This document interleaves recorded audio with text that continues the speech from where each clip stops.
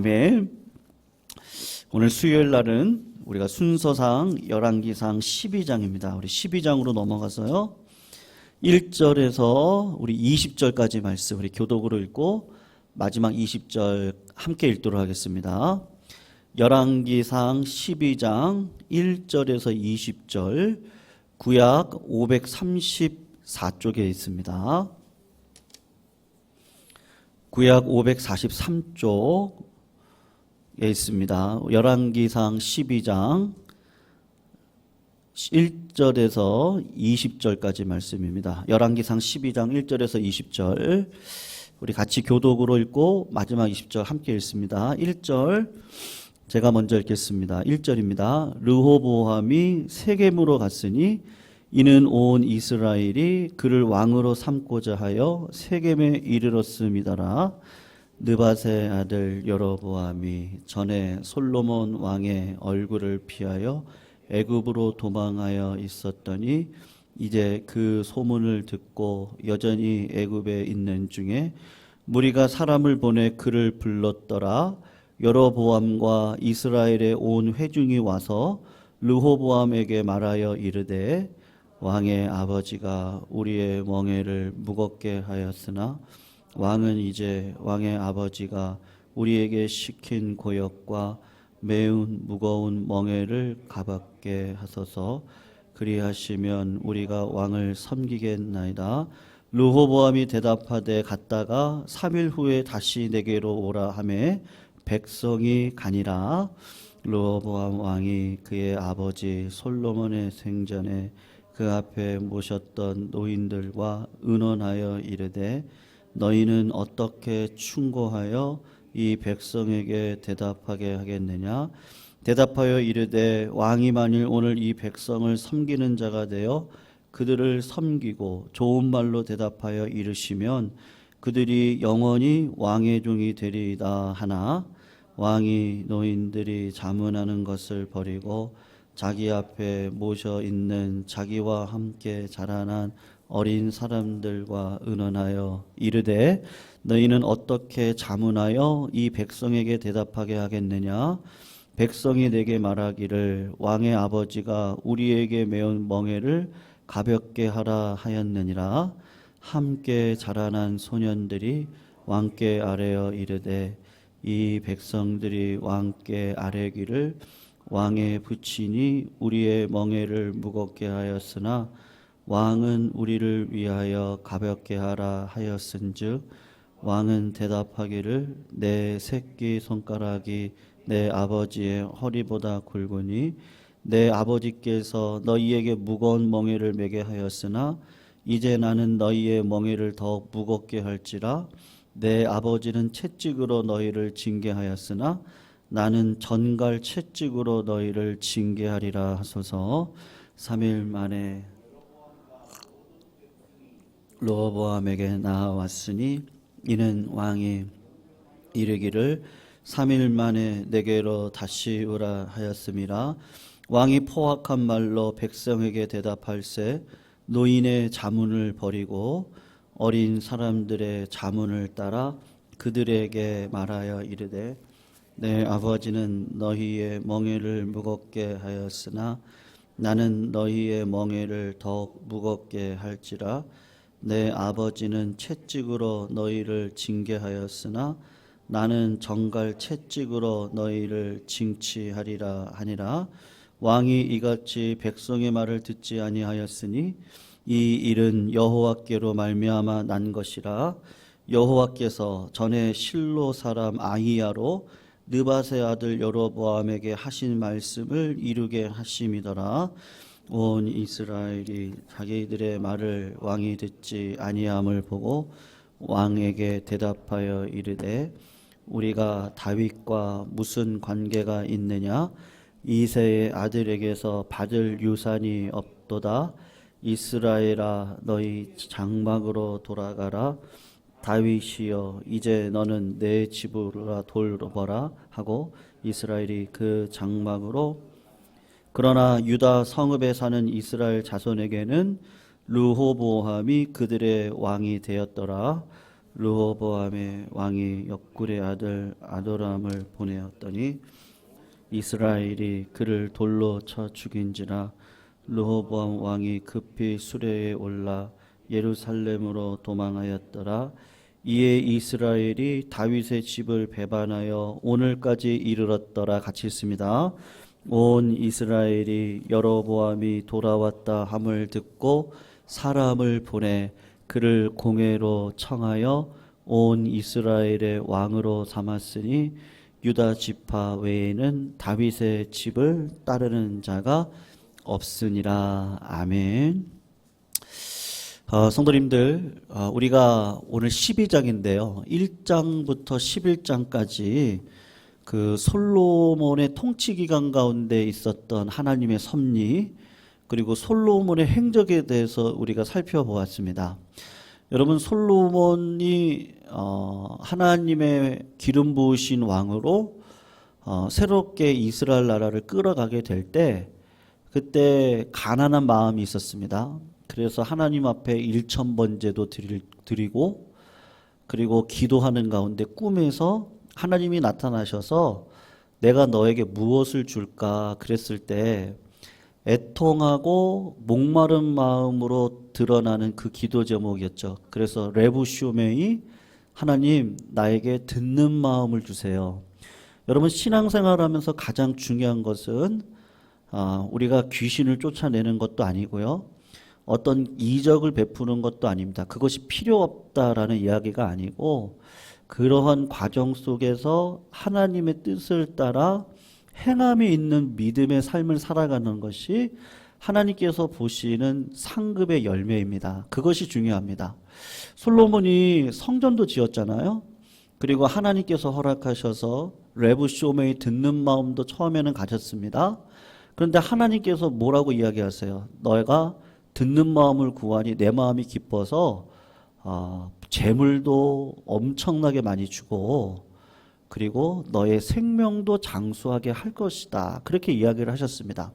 하나님의 뜻이 무엇이겠습니까? 가진 재물로 무엇을 하라는 거겠어요? 성전도 세우고 하나님의 나라를 세상에 여보란 듯이 하나님께서 통치하시는 나라가 이런 나라입니다 라는 것을 보여주기를 원했을 겁니다. 근데 사람이 연약해서 돈이 많아지고 그리고 금이나 은이 흔했다 그랬잖아요. 그러니까 그 많은 돈을 가지고 무엇을 할까 고민하다 보니까 어떻게 되었습니까? 자기 궁전을 짓고, 궁전을 짓는데 내 궁전만 짓는 건 아니라 아내의 궁전도 짓고, 그리고 성전을 지을 뿐만 아니라 수많은 국고성들을 짓고요. 그리고 한마디로 얘기하면 차고예요. 지금식으로 하면 차가 몇 대가 있는 거예요. 수십만 대가 있고, 그 차를 어디다가 잘 보관을 해야 되니까 차고, 그러니까 병거성을 그렇게 많이 지었습니다. 그러다 보니까 백성들의 마음 가운데 어떤 마음이 들겠습니까? 여러분, 제가 목사인데 제가 그냥 질문 드리는 거예요. 제가 성도님들 눈치를 안 보겠습니까? 보겠습니까? 네. 많이 봐요. 성도님들의 마음이 어떨까? 그것을 많이 봅니다. 그러니까 무슨 말이냐면요, 교회가 교회되기 위한 성도님들께서 가지고 계시는 마음이 어떠신지, 그런 것들을 이렇게 많이 봅니다. 그리고 성도님들이 지금 교회를 통해서 우리 교회가 어떻게 가기를 원하시는지, 물론 이제 장로님들 통해서도 얘기를 듣고, 성도님들하고 만나서도 이런저런 이야기를 듣고 그럽니다. 그러니까 작년에 가을에 특별 새벽 기도회를 했단 말이죠. 근데 끝나고 난 다음에 우리 어르신들 중에 몇 분이 이제 순종하는 마음에 매일같이 나오셨는데, 이제 몸이 피곤하시고 감기도 오시고 막 그러셨단 말입니다. 근데 저에게는 그 말이 딱 들리면, 제가 지난 주일날 전번 주일, 이번 말고요, 저저번 주일날 제가 말씀을 드렸었는데, 연말에 금, 토, 주일 연속으로 예배가 있었고, 그리고 송구영신 예배가 금요일 밤에 있었고, 그리고 또 주일입니다. 그리고 특별 새벽 기도회를 그 다음 날부터 계속 해야 되니까 아우 예배 드리시다가 다들 힘드시겠단 말이죠. 그러니까 이제 그런 눈치를 보는 거죠, 저도. 예. 그래서 교회가 지금 젊은이들이 많으면요, 제가 드라이브를 걸 거예요. 일꾼들이 많이 있으면 뭐 여러 가지 고민들이 많이 있습니다. 우리 교회 일꾼들을 어떻게 배치를 하고 또 어떻게 하든지 사명 일꾼자로 세워주면 또 열심히들 하시니까 어떻게 잘 이렇게 균형 있게 배치를 할까라든지요. 뭐 수많은 고민들이 왜 없겠습니까? 뭐 청년부부터 중고등부, 뭐 저 어릴 때는 그랬거든요. 중고등부까지는 주일 예배를 먼저 드렸어요. 그러니까는 담임 목사님의 설교를 듣고 그리고 청년부나 중고등 예배로 이렇게 넘어갔습니다. 이제 그게 맞거든요. 유초등부 아이들은 어른 예배에 동참하기가 참 어려운데, 예. 근데 뭐 지금 우리 교회 어린 아이들 뭐 숫자는 이제 어느 정도가 뻔하고 그런 가운데 부교육자님을 모시는 문제, 뭐 여러 가지 문제들이 고민이 많이 되거든요. 예. 그런데 그것도 상황에 따라서 합니다. 제가 뭐 억지로 하지 않아요. 억지로 해봤자 어떻게 되죠? 성도님들 힘드시고 중간에 열심히 하시는데 나중에 힘드셔서 나가 떨어지시면 하느님만 못하거든요. 그래서 사역을 할 때 상황을 엄청 많이 고민을 합니다. 그래서 우리 교회가 세대, 나이 세대가 어떻게 구성원들이 있고 제가 이미 다 파악을 하죠. 그리고 젊은 세대가 몇 명이고 그리고 그동안 우리 교회가 어떻게 진행이 되어져 있는지 제가 1년 동안 무수히 많이 만나서 이야기를 들었어요. 다 만나가지고 이런저런 이야기들을 다 들어보고 거기서 일어났던 뭐 수많은 여러 가지 일들 그리고 그것을 어떻게 또 잘 이렇게 조율을 해서 갈 것인지 그런 거로 봤을 때 목회자인 저도 이렇게 상황을 보고 성도님들의 마음을 보려고 합니다. 그리고 억지로 사역을 끌어가려고 하진 않아요. 그렇게 해야 목회가 제가 1년, 2년 하고 말 게 아니잖아요. 하나님께서 주신 시간이 있고 또 하나님의 때가 있는데 하나님의 때를 내 때로 바꾸려고 노력을 하는 것보다 하나님의 때를 기다릴 줄 아는 게 중요해서 그것은 상황 가운데 말씀하시니까 그 상황 속에서 갈 수 있도록 방향을 끌어갑니다. 그러니까 중요한 건 지치지 않는 거죠. 근데 이스라엘 백성들이 어땠어요? 이스라엘 백성들이 처음에는 정치적으로 안정이 되어지고 경제적으로도 부강해지고요. 그리고 성전도 예루살렘 성에 세워지고 뭔가 성전 신앙으로 가는 것처럼 딱 보였는데 아니 솔로몬의 통치 기간 동안 계속해서 백성들이 어떤 일을 해야 돼요? 계속 일을 해야 되는 거예요. 국고성 짓고 나면 이쪽 국고성을 지어야 되고 궁전을 짓고 나면 또 이쪽 궁전을 지어야 되고 그런 일들이 계속 벌어지니까 이스라엘 백성들의 마음 가운데 어떤 마음이 들어가겠습니까? 힘들어요. 지쳐요. 그러니까 너무 지치는 거예요. 같이 해야 되거든요. 같이 하는 것까지는 좋았는데 너무 진하게 일을 하니까 지쳐버리는 겁니다. 그래서 오늘 본문을 보시면 솔로몬이 한번 생각을 해서요. 1장부터 11장까지를 보시면요. 솔로몬이 초기 시절에는 그래도 그 가난한 마음이 있었습니다. 그래서 하나님 앞에 듣는 마음을 달라고 이야기했습니다. 하나님께서 복을 주셔서 부귀도 주시고 생명의 장수도 주셨습니다. 그러면 그걸 가지고 하나님 나라를 위해서 이스라엘 백성들이 어떻게 하든지 신앙으로 살아갈 수 있는 방향으로 끌어가야 되잖아요. 하나님의 일꾼들을 세워가야 됩니다. 모두 다 같이 갈 수 있도록 그것을 이끌어가야 되는데 여기저기에다가 산당을 세우는 거예요. 여기저기에다가 산당을 세우고 이방 여인들을 1000명이나 데리고 오고 그리고 이방 여인들의 우상 숭배를 위해서 산당을 여기저기 짓는 일들을 하는 거죠. 그러니까 하나님께서 보실 때 너무 위기입니다. 그래서 2번 나타나셔서 솔로몬에게 이야기했다 그래요. 뭐라고 이야기했겠어요? 회개하라고 돌아오라고 이야기를 했겠죠. 근데 솔로몬이 돌아오지 않고 끝까지 우상 숭배를 하게 됩니다. 그 결과 어떤 일이 벌어져요? 오늘 본문부터 시작되어지는 분열의 열매가 일어나기 시작을 하는 겁니다. 여러분 오늘 본문 1절을 잠깐 보시면 르호보암이 세겜으로 갔습니다. 르호보암은 솔로몬의 아들이거든요. 솔로몬을 이어서 왕이 될 사람이 세겜으로 갔는데 그 이유가 뭐라고 이야기하냐면 온 이스라엘이 그를 왕으로 삼고자 함이에요. 여러분, 왕으로 삼으려면 그 당시 수도였고 성전이 있었던 예루살렘으로 가야 돼요? 아니면 세겜으로 가야 돼요? 어디로 가야 돼요? 왕을 세우려면요. 우리나라가 대통령이 세워질 때 어디서 세워집니까? 저 청와대가 있는 그 지역 서울에서 세워집니다. 제주도로 가지 않아요. 대전으로 내려가지 않습니다. 예루살렘에서 왕이 세워져야 되는데 지금 르호보암이 왕으로 삼기 위해서 세겜 땅으로 갔습니다. 왜 세겜으로 갔겠습니까?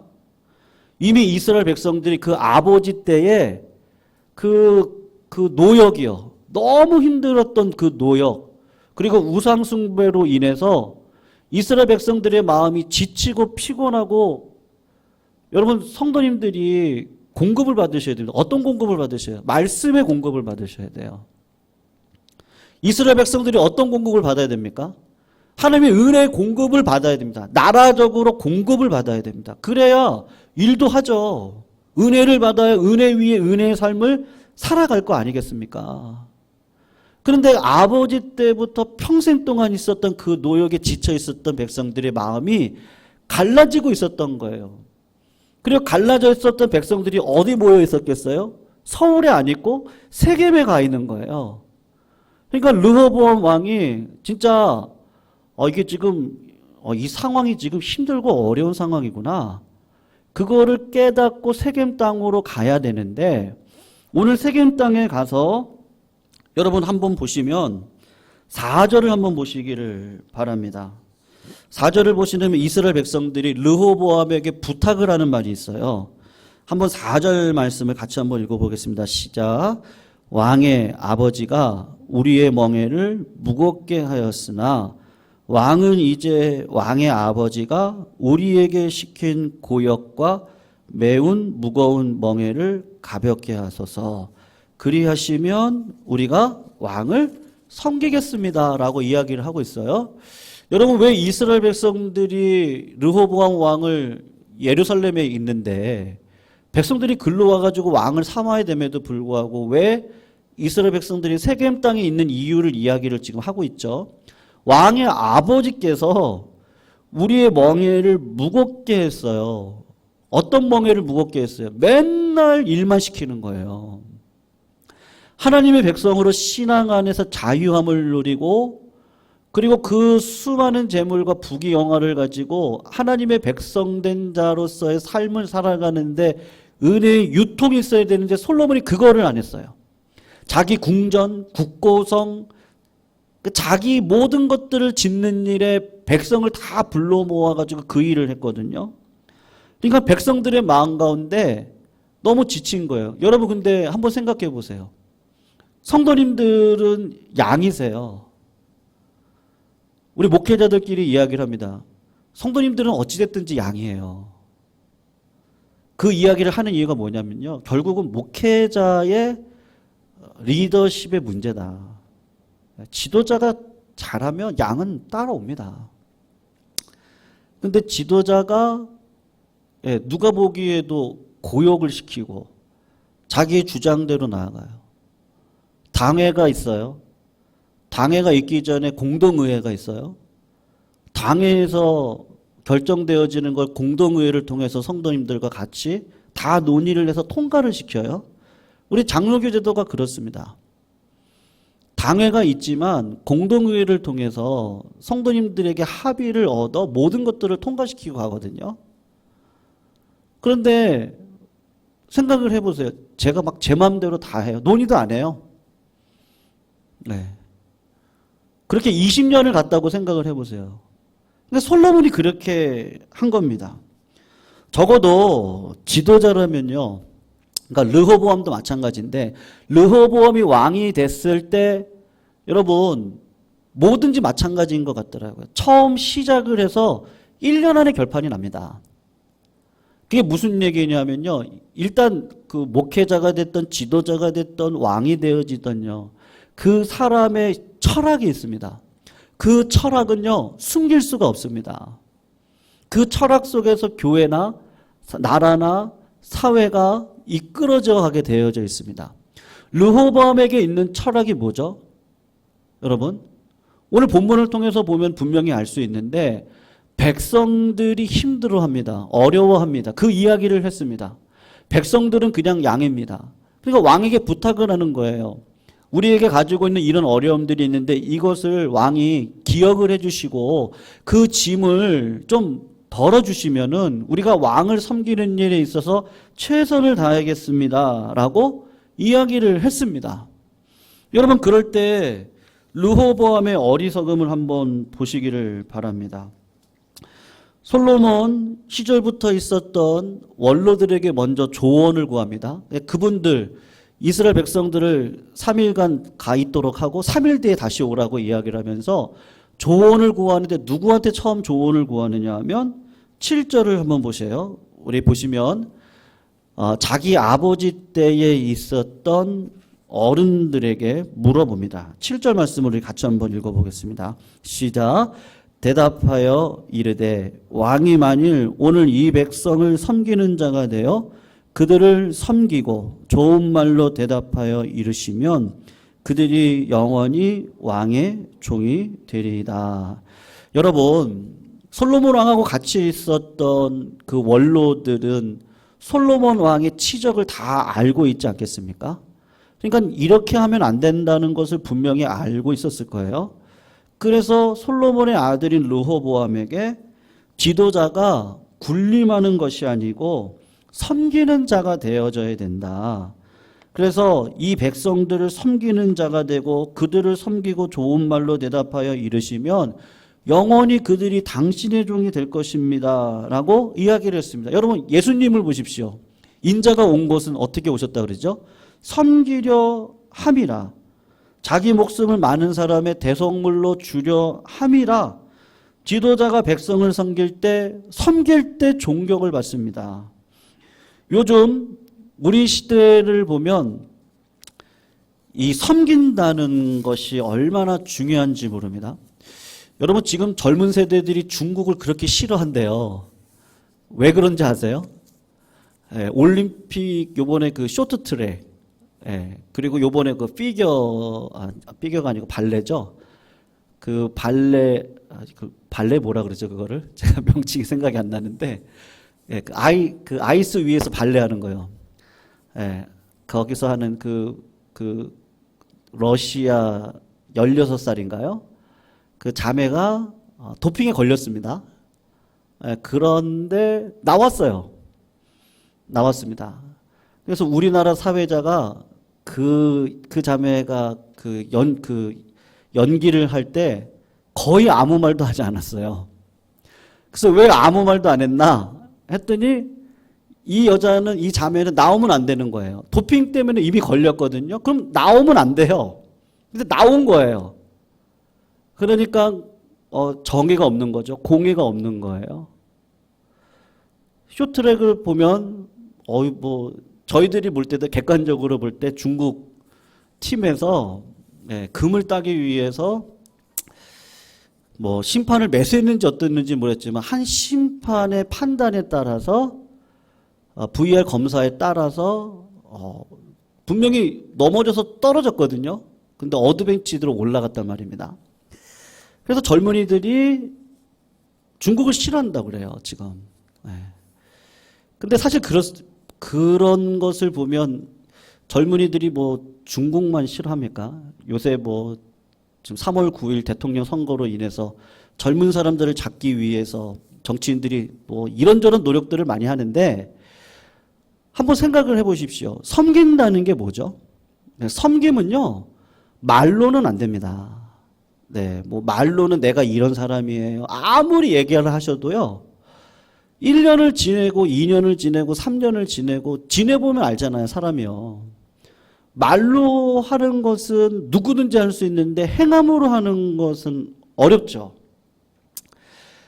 제가 두 번째 모교회인데요. 그 담임 목사님께서 저는 그분한테 참 영향을 많이 받았는데 그 목사님이 늘 그냥 교회에 오셔가지고 늘 교회를 쓸고 닦고도 하시고 늘 교회 뭐 하여튼 그렇게 하세요. 그리고 교회 공사를 할 때도 본인이 직접 하시면서 제가 그때가 청년 때인데 수요 예배를 이제 저녁 예배잖아요. 그때는 저녁 예배를 드리러 올라가시는데 공사를 막 열심히 하시고 손에 그냥 이렇게 그 검은 때가 끼어서 그거를 닦지도 못하고 불이 나게 말씀 준비해가지고 올라가시는 목사님을 보면서 우리 목회자가 어떻게 해야 될까라고 생각할 때 저는 그 목사님이 늘 이렇게 기억에 있거든요.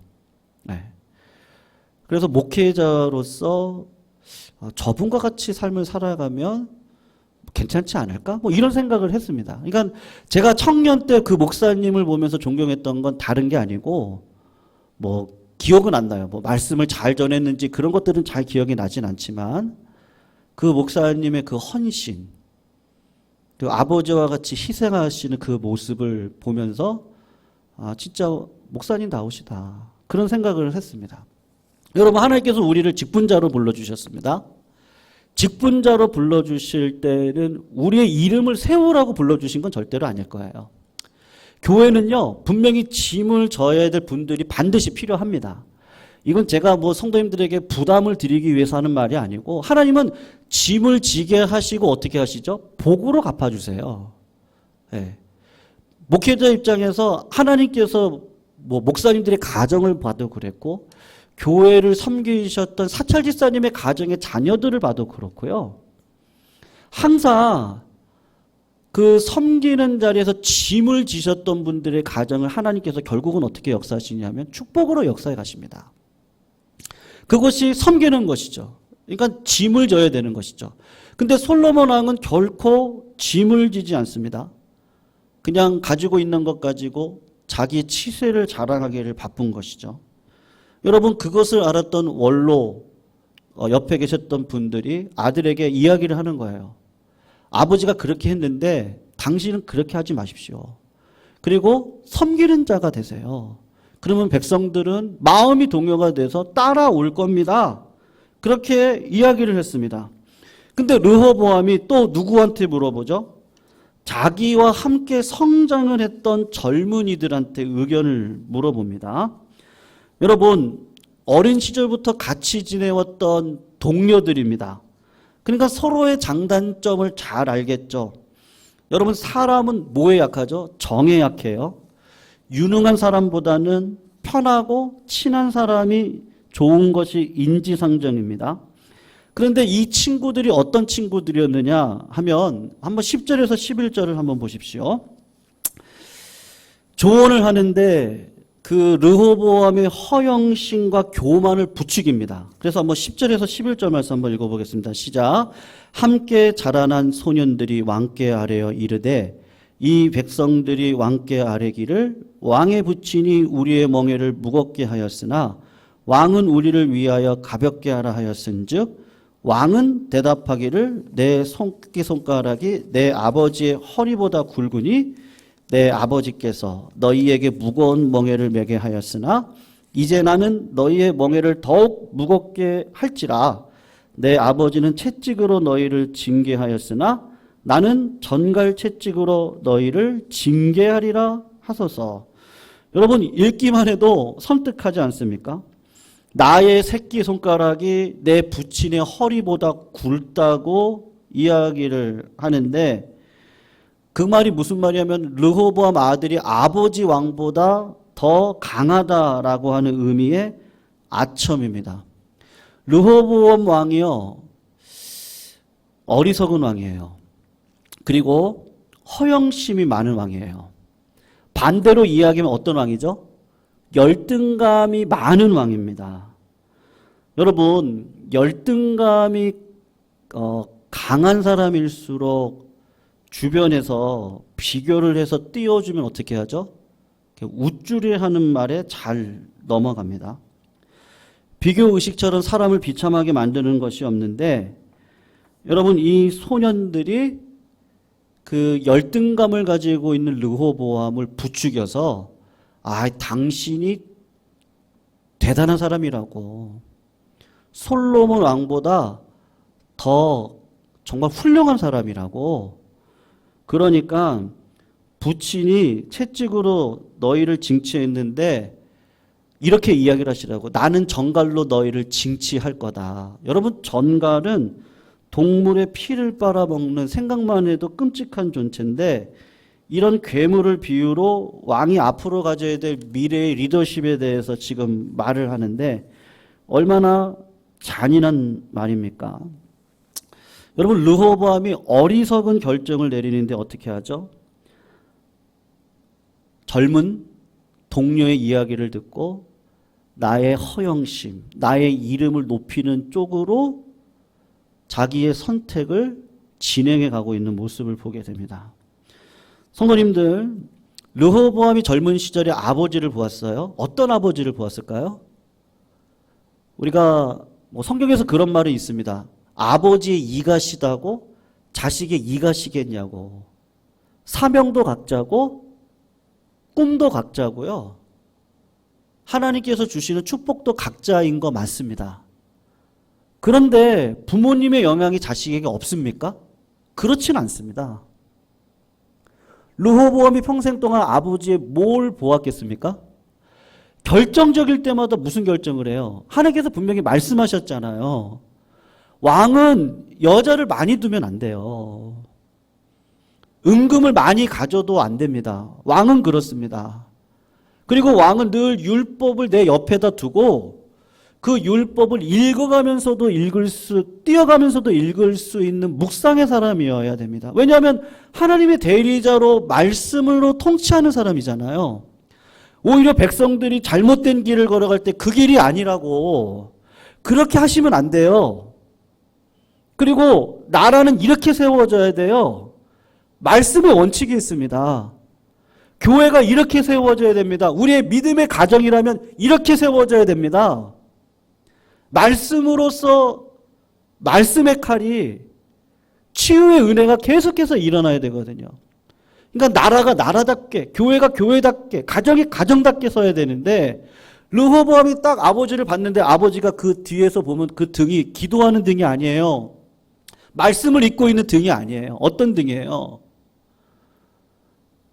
자기의 국고성 앞에서 허리를 그냥 딱 펴고 목을 꼿꼿이 세우고 뒤에다가 이렇게 딱 이렇게 하고 내가 지어 이 나라를 보라고.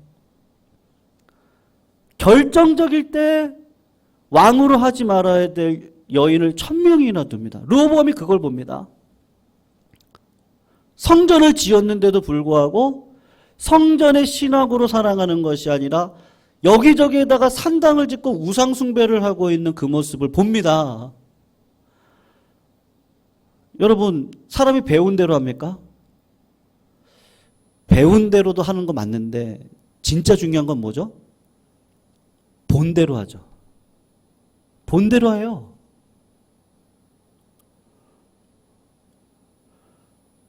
저는 우리 여기 다 계신 분들 우리 누구라고 말씀드리기도 그렇고 하여튼 다 여기 계신 분들이 어머님의 기도 여기 이소영 권사님도 계시지만 재혁 형제 이렇게 가끔 만나요. 교회에서요. 오후 타임에 오더라고요. 기도하고 가요. 누가 기도하라 그랬겠어요? 뻔하죠. 엄마가 기도하라고 했겠죠. 네. 우리 마찬가지 사모님이시던 여기 권사님 우리 장로님이시던 다 보시면요. 결정적일 때 부모님들이 가리키는 것들이 있었습니다. 저도 마찬가지입니다. 저도 부모님들의 신앙을 보면서 교회에는 짐을 지어야 되는구나. 교회라고 하는 것이 직분이라고 하는 것이 저런 거구나. 근데 그런 거를 그냥 그때는 잘 몰랐는데요. 지내놓고 보니까 왜 우리 아버지가 서울로 나왔는데도 왜 그 시골 교회를 계속 나가시면서 섬기셨을까? 물어보는 거죠. 아버지한테. 왜 그러셨어요? 장로 직분 받으셨으니까 떠날 수가 없는 거예요. 제 말은 오해하시면 안 됩니다. 무슨 일이 있어서 현대 사회가 아주 뭐 급박한 사회로 돌아가고 있기 때문에 뭐 아니 서울에 직장이신 분이 제주도로 가면 교회 떠나시는 거 맞죠? 어떻게 신앙생활을 하실 수 있겠어요? 뭐 그렇게 되시면 뭐 어떻게 뭐 해서 뭐 협동 장로임으로 섬길 수 있고 다 그렇습니다.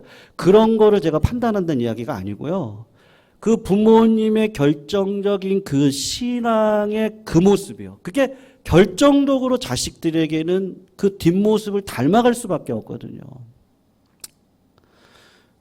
여러분, 르호보암이 늘 봤던 게 뭐겠어요? 아버지의 그 허영을 봤어요. 아버지의 그 자만함을 보았을 거예요. 내가 얼마나 똑똑한 줄 알아 이러면서 그 교만함을 보았을 거예요. 그러니까 르호보암의 마음 가운데 뭐겠어요? 아버지 이제 돌아가셨으니까 저거 내 거예요. 여러분 진짜 부자는요 자식들에게 돈 주지 않습니다. 자식들에게 돈을 버는 법을 가르치고요. 네 아까부터 풀라 그래요. 배추장사부터 시작하라 그러죠. 절대로 그냥 주는 법이 없습니다. 아버지 솔로몬이 영권을 가지고 있었던 사람이라면 어떻게 했겠습니까? 르호보암을 가르쳤을 거예요. 삶으로 가르쳤을 겁니다. 근데 르호보암이 봤던 건 그 아버지의 그 영광과 영화를 야 이제 내가 누릴 수 있겠구나. 근데 참 신기해요. 그렇게 부추기는 사람들을 또 쫓아가요. 근데 지내놓고 보니까 다 하나님의 뜻이었어요. 왜요? 아버지가 지었던 죄가 너무 커요. 우상 숭배를 하지 말라고 했는데 우상 숭배로 나라를 분열시키는 것이 하나님의 뜻이었어요. 성도님들 15절 말씀을 한번 보십시오. 왕이 이같이 백성의 말을 듣지 아니하였으니 이 일은 누구로 말미암다 그러죠? 여호와께로 말미암아 난 것입니다. 여호와께서 전에 실로 사람 아히야로 느바스의 아들 여로보암에게 하신 말씀을 이루게 하심입니다. 솔로몬이 구했던 그 듣는 마음을 신앙이라는 게 그렇습니다. 여러분 두렵고 떨림으로 오늘 하루하루를 내가 살아가지 않고는 무슨 말이죠? 내 마음을요. 여러분 제가 이번 주일날 드릴 말씀이기도 한데요. 신앙생활에서 진짜 어려운 건 제 마음을 객관적으로 보는 게 가장 어려운 것 같아요. 제 마음이 어떤 마음인지를 제가 알아가는 게 진짜 어려운 것 같아요. 아, 내 마음이 지금 이런 마음이구나. 이거 하나님 보실 때 이거 큰일 나는 마음인데. 그리고 나와의 영적인 싸움에서 내가 승리하고 가면 환경은 아무것도 아니거든요. 근데 이게 너무 어려운 거예요. 사울이 실패한 것, 솔로몬이 실패하고 아들 르호보암이 실패한 게 뭐죠? 이 마음을 지키지를 못하는 거예요. 마음이 돈에 휘둘려요. 마음이 여자에 휘둘려요. 내 마음이 부귀에 다 휘둘려요. 지혜에 휘둘려요. 솔로몬은 그런 삶을 살아갔어요. 하나님의 뜻을 구하지를 않았어요. 성도님들 하나님께서 오늘도 저희들에게 원하시는 건 뭐겠습니까? 무릇 지킬 만한 것보다 마음을 지키세요. 이 마음을 지키지 않고 두렵고 떨림으로 살아가시지 않으면 안 됩니다. 그래서 우리 주님이 얘기하시는 건 그 마음에서부터 나오는 그 애통한 마음, 그 마음에서부터 나오는 그 하나님을 향한 그 갈망하는 마음, 하나님을 기뻐하는 마음, 의에 줄이고 목마른 마음, 어느 순간 환경의 지배를 받고 살아가다 보면 나도 모르게 하나님이 주신 은혜만 기억하지 은혜 위에 은혜의 삶은 살아가지 않는 그 모습이 누구 모습이에요? 솔로몬의 모습이죠. 그리고 그 솔로몬의 모습을 봤던 그 아들이 똑같이 닮아가고 있어서 주변에서 허영을 부추기면 그 부추기는 허영에 휘둘려서 나라가 바로 세워지지 않는 이 모습. 여러분 누구 잘못이에요? 1차적으로는 부모 솔로몬이 믿음으로 살지 않았기 때문에, 2차적으로는 자식이 그 모습을 보고 나는 그렇게 살지 말아야지 했지만 오히려 그렇지 못하고 똑같은 허영심에 살아갔던 그 아들. 성경은 이야기합니다. 태의 열매는 상급이라 그럽니다. 자식은 수중의 화살입니다. 근데 그 수중의 화살이 누구 손에 들려야지 진짜 화살입니까? 하나님의 손에 들리지 않으면요, 그 자식은 기뻐하시는 하나님의 자녀가 될 수 없죠. 그래서 태의 열매가 상급인데 내 자녀가, 나도 그렇습니다. 하나님의 수중에 들려져 있는 화살과 같은 자가 되어져야죠. 그래서 우리는 언제든지 부족하고 연약합니다. 상황에 흔들립니다. 오늘 코로나가 그냥 9만 명이 넘었다고 하는 이야기를 딱 들으니까 제가 지난 한 주간 어디 안 갔거든요. 그냥 밥도 집에 가서 먹고 그랬는데 벌써 마음이 조심해야 되겠다. 더 조심해야 되겠다. 어르신들이 걱정이 되는 거예요. 이렇게 하다가 10만 명 되면 일주일만 가면은 뭐 우리나라 100만 명 가까이가 이제 걸리게 되는데, 우리나라 인구가 뭐 4천 몇만 명에서 100만 명, 지금 200만 명 이렇게 되다 보면, 주변에 계신 분들 보니까는 많이들 걸리셨더라고요. 그냥 감기처럼 다 걸리셨더라고요. 근데 그런 마음 가운데 이렇게 또 흔들릴 수도 있잖아요. 마음 가운데 두려움이 생기더라고요. 근데 그냥 그런 두려움보다도 더 조심하고, 그리고 믿음으로 어떻게 살아갈 것인지, 그리고 하나님께서 이 때를 지나게 하셔야 우리 교회, 우리 나라가 뭐 4월 정도 되면 풍토병으로 이제 감기처럼, 이제는, 왜냐하면 집단 면역이 어떻게 되든지 돼야 되거든요. 집단 면역이 안 되고는 유럽처럼 마스크를 벗을 수는 없다고 그러더라고요. 그러니까 이 과정도 또 지나가야 되는 겁니다. 그럴 때 기도하는 건 우리 어른들 절대로 걸리지 않게. 어쨌든 후유증은 있더라고요. 피곤함이 있어요. 없진 않습니다. 근데 뭐 이게 뭐 그렇진 않은데요. 위중증이 되진 않는데, 행여라도 기저질환이 있는 우리 어르신들 가운데 한 번이라도 걸리지는 않아야 된다. 그 기도죠, 뭐. 하나님 그렇게 해달라고. 그리고 그냥 어떻게 하든지 이것을 잘 넘어갈 수 있도록 또 해야 되지 않겠습니까? 그러니까 뭐 수많은 상황들이 많이 있는데요. 그럴 때 우리의 마음이 그러한 것들에 흔들리지 않고 하나님을 바라보고 하나님의 뜻을 쫓아서 걸어가는 그것이 일단은 우리 부모님의 눈물의 기도에서부터 시작이 될 줄로 믿습니다.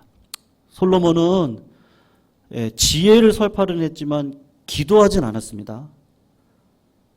다윗은요, 군인으로서 피 묻히는 손도 있었지만 다윗은 기도하는 사람이었습니다. 차이점이 뭐죠? 하나님의 뜻을 구했던 사람이었습니다. 오늘도 어떠한 상황 가운데서도 하나님의 뜻을 구하고 그 뜻대로 살아갈 수 있는 지혜를 구하셔서 날마다 살아가시는 우리 성도님들이 다 되시기를 부탁드리겠습니다. 우리 말씀